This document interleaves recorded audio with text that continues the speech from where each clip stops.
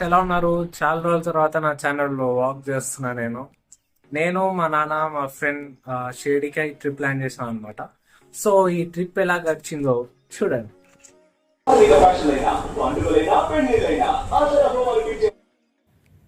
మా journey Secunderabad railway station నుంచి start అయింది. ట్రైన్ డిలే అయ్యేసరికి మేము దానికోసం వెయిట్ చేస్తున్నాం.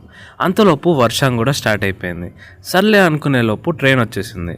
ఇంకా ట్రైన్ ఎక్కేసి కూర్చున్నాం.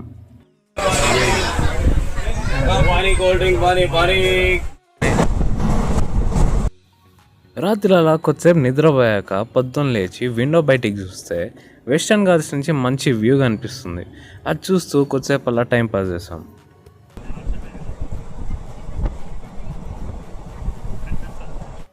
ఇంకా మేము షిరిడీ రీచ్ అయ్యేసరికి ఆల్మోస్ట్ మధ్యాహ్నం 12:30 అయింది. అప్పటికి కూడా వర్షం ఆగలేదు. సర్లే అని చెప్పేసి అదే వర్షంలో రూమ్కి అయితే వెళ్ళిపోయాం. ఇంకా రూమ్లో ఫ్రెష్ అయిపోయి దర్శనానికి అయితే స్టార్ట్ అయిపోయాం. దర్శనం అయితే బాగా జరిగింది. దర్శనం చేసుకొని బయటకు వచ్చేసరికి సన్ను మామ అప్పుడే మబ్బుల నుంచి మెల్లిగా బయటకు వస్తున్నాడు.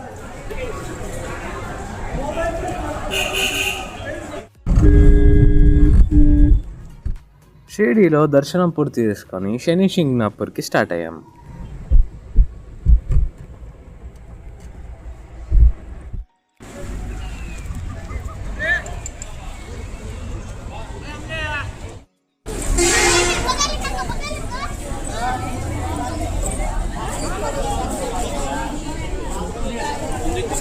ఇంకా షింగ్నాపూర్లో మనం శనీశ్వరం దర్శనానికి అయితే వెళ్ళాం. శనీశ్వరన్ గుడిలో ఇక్కడ మనం శనీశ్వరునికి నల్ల బట్ట, నల్ల నువ్వులు, నూనె లాంటి ఆఫరింగ్స్ అన్నీ ఇస్తుంటాం.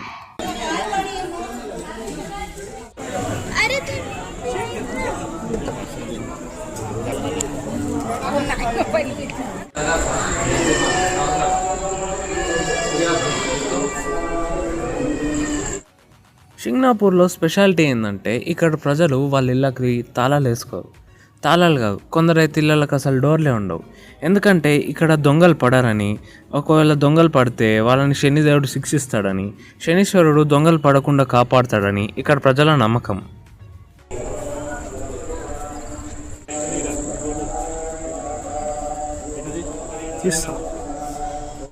షింగ్నాపూర్లో కొంచెం టైం స్పెండ్ చేసి రిటర్న్ మళ్ళీ మేము షిరిడీకి స్టార్ట్ అయిపోయాం. వెళ్ళే దారిలో బుద్రక్లో ఉన్న శివాలయం ఇంకా భగవతి మాతను దర్శించుకున్నాం.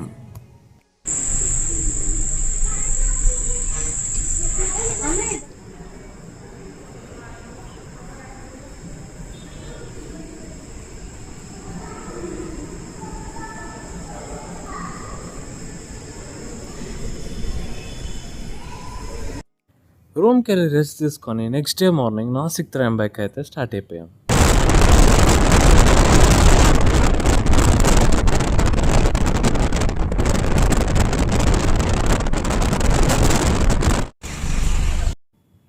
నాసిక్కి వెళ్ళే దారిలో ముక్తిధామ్ని కూడా దర్శించుకున్నాం.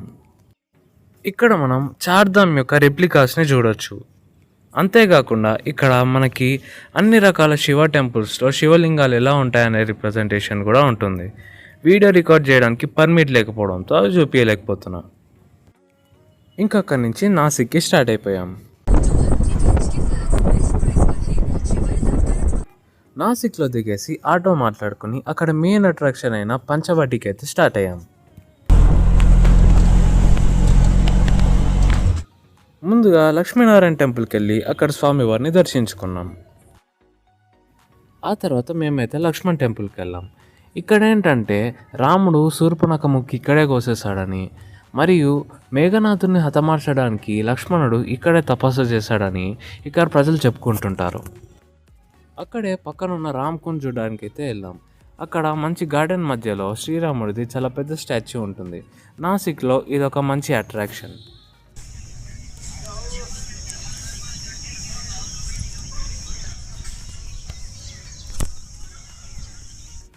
తరువాత మేము లక్ష్మణ్ రేఖ మందిర్ని అయితే చూసాం. ఇక్కడే లక్ష్మణుడు సీతామాతని పర్ణశాల బయటికి రాకుండా రేఖగిస్తాడు. రావణాసురుడు సీతామాతని అపహరించిన చోటు కూడా అయితే. తర్వాత పక్కనే ఉన్న స్వయంగా వెలిసిన హనుమంతుని టెంపుల్ని అయితే చూసాం. దీన్ని లంబే హనుమాన్ మందిర్ అని కూడా అంటారు. ఇక్కడ వీడియోగ్రఫీ అలో లేదు కాబట్టి హనుమంతుని చూపించలేకపోతున్నా. తర్వాత మేము సీతా గుహ అయితే చూసాం. గుహ అంటే గుహ, ఇదొక మంచి ఎక్స్పీరియన్స్ అని చెప్పొచ్చు. ఇక్కడే సీతామాత తపస్సు చేసుకునేవారని ఇక్కడ ప్రజలు చెప్తుంటారు. అంతేకాకుండా మీరు ఇక్కడ రాముడు మన ఇండియాలో ఎక్కడెక్కడ తిరిగాడు అనే మ్యాప్ కూడా ఉంటుంది, మీరు దాన్ని కూడా చూడొచ్చు.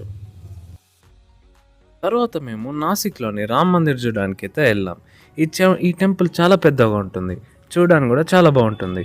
మనం మరాఠా సిగ్నేచర్ని ఈ టెంపుల్లో చూడొచ్చు. అయితే ఈ టెంపుల్ని 1792లో కట్టించారని చెప్తుంటారు.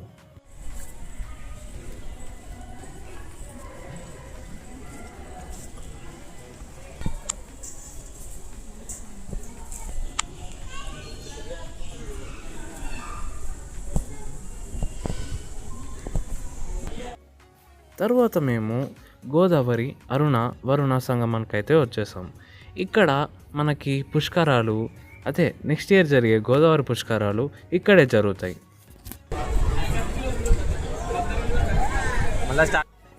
తర్వాత అక్కడే ఉన్న కపిలేశ్వర టెంపుల్ని అయితే చూడడానికి వెళ్ళాం. ఈ టెంపుల్ చాలా హైట్లో ఉంది, కానీ డిఫరెంట్గా ఉంది.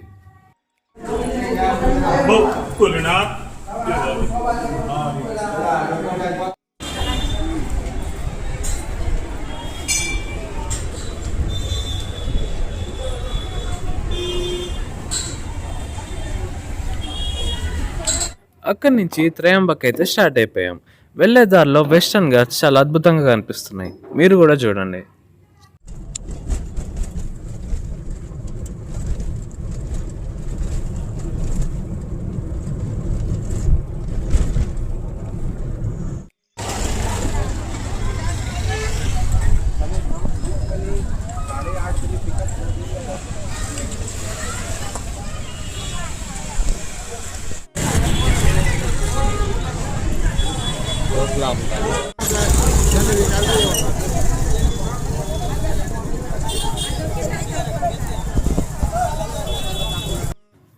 త్రయంబక్ రీచ్ అయ్యాక స్వామివారి దర్శనానికి కొరకైతే వెళ్ళాం.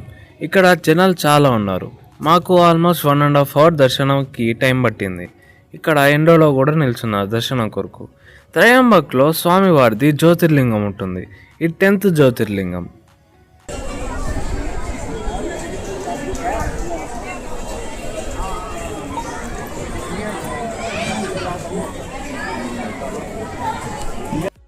ఇంకా అక్కడి నుంచి మళ్ళీ రిటర్న్ షిరిడి వెళ్ళి రూమ్కి వెళ్ళి రెస్ట్ తీసుకున్నాం. Next day morning room checkout చేసి ఔరంగాబాద్కి అయితే స్టార్ట్ అయిపోయాం. ముందుగా ఇక్కడ మేము గ్రిష్ణేశ్వర్ మందిర్ అయితే చూసాం. ఇది 12th జ్యోతిర్లింగం. ఇక్కడ గుడిలోకి మొబైల్ ఫోన్స్ అలో లేదు కాబట్టి వీడియో తీయలేకపోయా. గ్రిష్ణేశ్వర్ మందిర్లో భక్తుల్ని జ్యోతిర్లింగాన్ని ముట్టుకొనిస్తారు. అంతేకాకుండా ఇక్కడ భక్తులకు కావాలనుకుంటే అభిషేకం కూడా చేసుకోవచ్చు.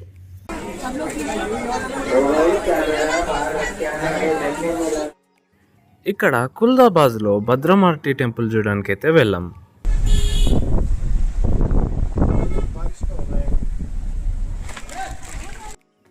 ఈ టెంపుల్ స్పెషాలిటీ ఏంటంటే ఇక్కడ హనుమంతుల వారు స్లీపింగ్ పోస్చర్లో ఉంటారు.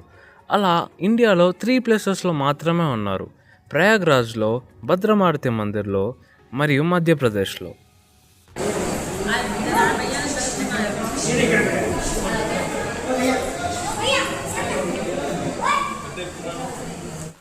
ఇంకా మా బకెట్ లిస్ట్లో ఉన్న ఫైనల్ లొకేషన్కి అయితే చేరుకున్నాం. అదే బీబీకా ముక్బారా. దీన్నే మినీ తాజ్మహల్ అని కూడా అంటారు. దీన్ని ఔరంగజేబ్ కొడుకు కట్టించారని చెప్తుంటారు.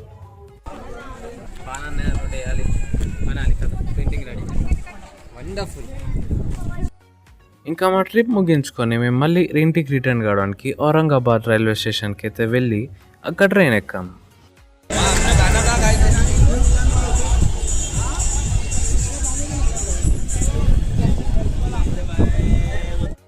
మా ట్రిప్ మీకు ఈ వీడియో నచ్చితే లైక్ చేయండి, మీకు ఈ వీడియో అనిపించిందో కామెంట్ చేయండి. ఈ ప్లేసెస్కి మీరు ముందే ఉంటే మీ ఎక్స్పీరియన్సెస్ ఎలా ఉందో షేర్ చేసుకోండి, కుదిరితే షేర్ చేయండి. Thank you.